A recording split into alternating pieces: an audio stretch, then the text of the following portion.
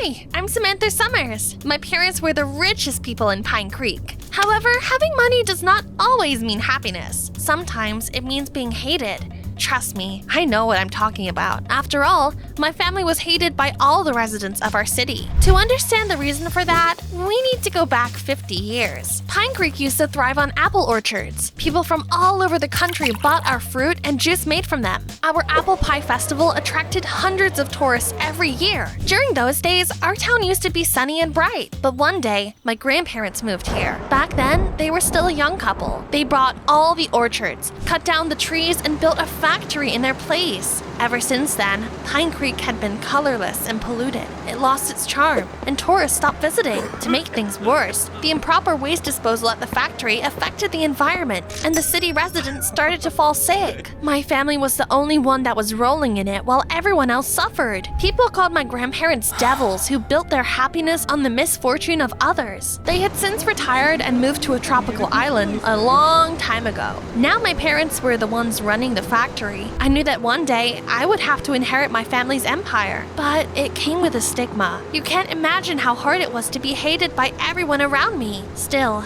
it didn't matter. I knew that I couldn't change anything. Our family is the worst thing that's happened to Pine Creek. Samantha, you're a Summers. You shouldn't say that. In this world, everyone should think about themselves. It just so happens that our family managed to snatch the most delicious piece of the pie. Oh, forgive my clumsiness. Don't worry, Mr. Rogers. We'll just deduct it from your salary. After dinner, I came up to the butler and asked him if he was okay. Your hands were shaking, and you seemed kind of sad lately. A few days ago, my love, my dear wife, passed away. She had been ill for a long time, but now she is finally at peace. Oh, I'm so sorry for your loss. Thank you, Samantha. You are a very kind girl. There was nothing I hated more than going to school. There was a reason for that. Let me show you. It's those devil's air! I'd grown used to it over the years. We even stopped contacting the police. The sheriff held us in contempt, same as all the other locals. He never bothered to investigate no matter how many times my family filed complaints. May the suffering begin. I proudly raised my head and walked past my classmates, who glared at me with eyes full of hate, as usual. Must be nice to live in luxury while we are choking on the factory smoke, huh, Samantha? She's a Summers. She has no conscience. When I returned home, my parents were nervously pacing the room like angry tigers locked in a cage. I can't believe it! What happened? Some scoundrel broke into the factory and left a graffiti on the fence telling us to get out of town, quote, or we'll regret it. Dad called the sheriff and asked him to start an investigation, but he got the same response as usual. Mr. Summers, it was probably just teenagers messing around. I don't see any reasons for panic. When we sat down to have dinner, someone threw a brick through our window. How dare they? Is everyone okay? I think so. Look, there's a note. You took someone precious away from me. For that, I will take away the one who matters the most to you? Your daughter?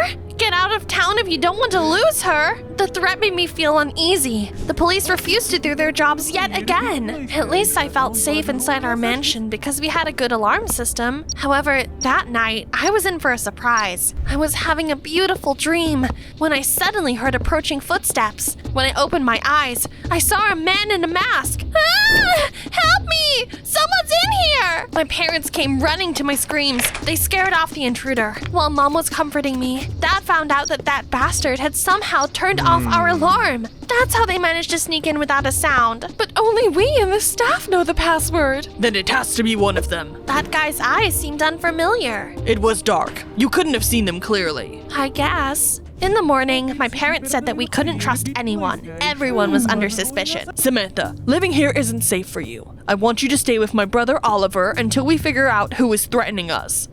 You never told me that I have an uncle? Oliver has been obsessed with ecology ever since we were kids. He didn't want to run the family factory and moved to another city right after graduating from school. He's been running a farm ever since. We haven't talked in years, but he agreed to take you in for a while.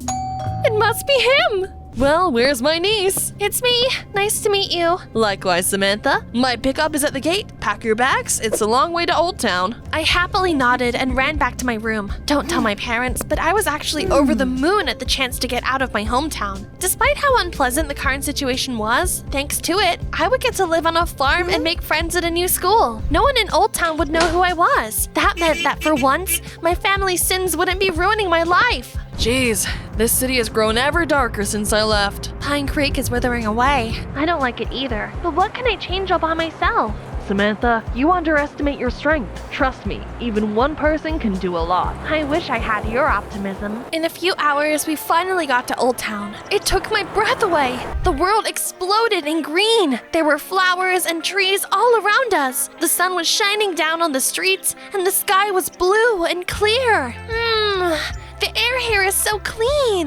The farm itself was like something out of a dream. What I liked the most was that there were lots of animals on it. Uncle Oliver's wife turned out to be very sweet. I swear her chocolate cupcakes were the best thing I've ever eaten. Is this your daughter? Yes, her name is Alice. She's 2 years older than you. Alice is already away in college. That's a shame. I would have loved to meet her. I left my bags on the farm and went to explore Old Town. It was nice to walk around and not be glared at. I was suddenly stopped by a friendly girl next to an old movie theater. Hello, my name's Nora. I'm looking for volunteers to renovate this old cinema together. I want to start a film club and hold meetings here. All my classmates have already agreed to join me, but we still need more people. Are you interested? I nodded because I thought it would be a great opportunity to make friends. Then tell me your name and I'll add you to the list. Samantha Summers.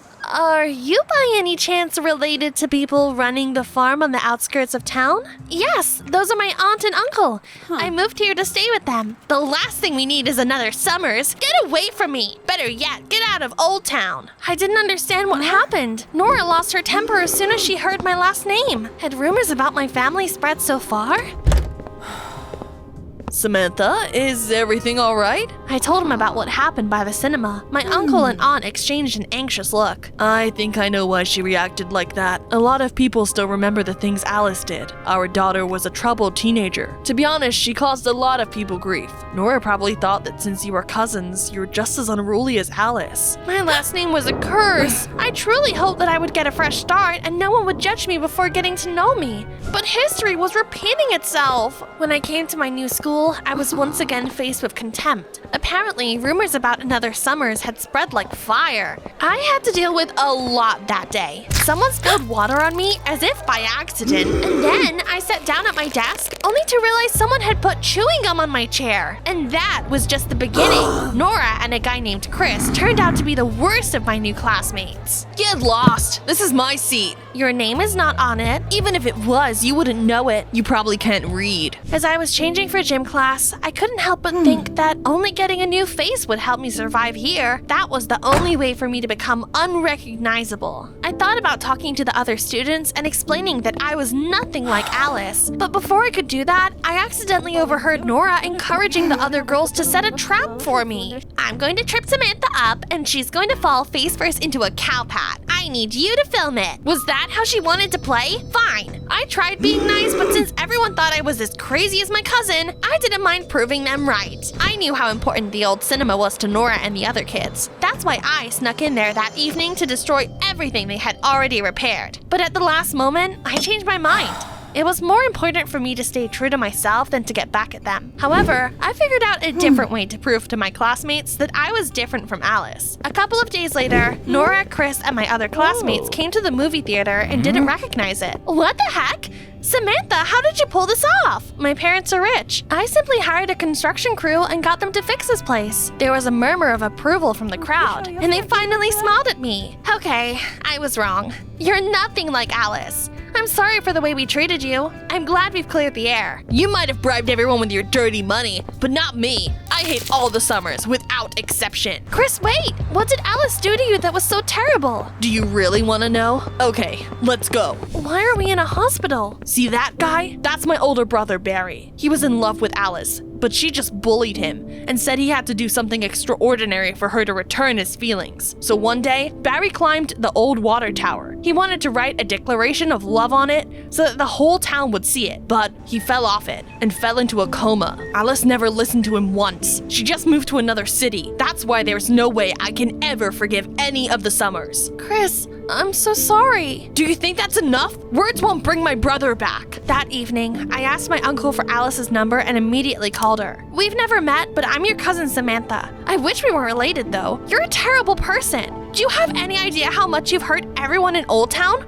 Poor Barry is still in a coma. To my surprise, Alice didn't say anything and just hung up like she didn't care at all. However, Chris called me a few days later. Samantha, I'm in the hospital with my brother. Is this your doing? The signal was terrible, and the call kept breaking up. In the end, I came to the hospital to ask what happened in person. Alice? Are you Samantha? I am. What are you doing here? It's hard to explain. There wasn't a day that I didn't think about Barry and about all the other horrible things I did in this town. I was terribly sorry, but I was afraid to ask everyone for forgiveness. After your call, I couldn't stop crying all night, and then I decided to stop hiding like a coward and came back to Old Town to fix everything. Amazingly, Alice started to visit Barry every day. She sincerely tried to make it up to everyone she once hurt. Meanwhile, my classmates started a movie club just like they wanted. I made a lot of friends. Even Chris stopped freezing me out. You're not too bad, Samantha Summers. It's like you've breathed life into our town all by yourself. I remembered Uncle Oliver's words.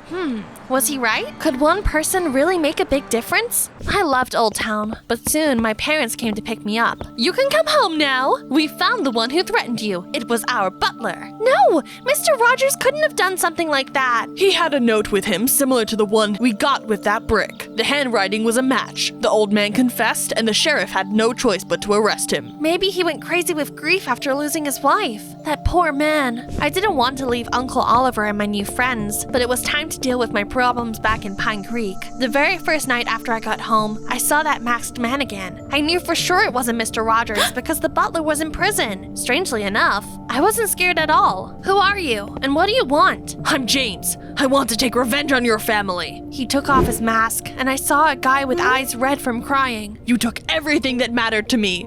First, my grandmother got sick because of the factory fumes and died, and then Grandpa was sent to prison. The Summers are devils. Wait, are you Mr. Rogers' grandson? I think I'm starting to see what happened.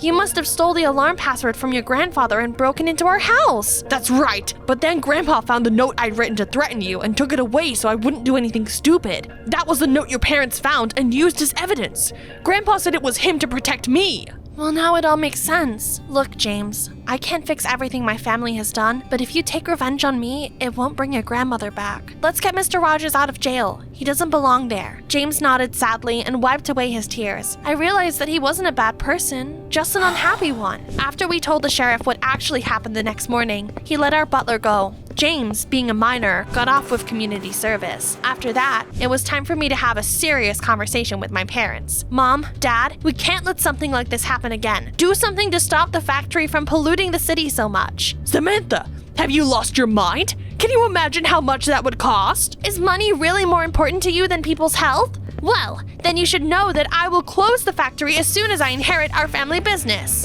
Hey, she-devil, are you out of your mind? Why are you buying branches? These are apple saplings, smartass. The Summers heiress has lost it. You could keep hating my family, or you could help me do something good for the city instead. My words seemed to awaken something in my classmates. They exchanged a glance and one by one joined me. Soon, for the first time in a long time, the whole of Pine Creek seemed to be hoping for a bright future. All the residents started to plant new trees together, but despite all our efforts, the apple trees just couldn't survive because of pollution. And then, my parents finally realized they were in the wrong. You are all trying so hard to revive the orchards. We can't stand by and do nothing. We would like to inform you that we have installed expensive filters that will significantly reduce the factory waste. Yay! Our trees are going to live! The first leaf that appeared became a symbol of hope for the whole city. That small victory convinced me that even one person can change the world. What do you think? Tell me your opinion in the comments down below, and don't forget to subscribe to the Private Diary channel.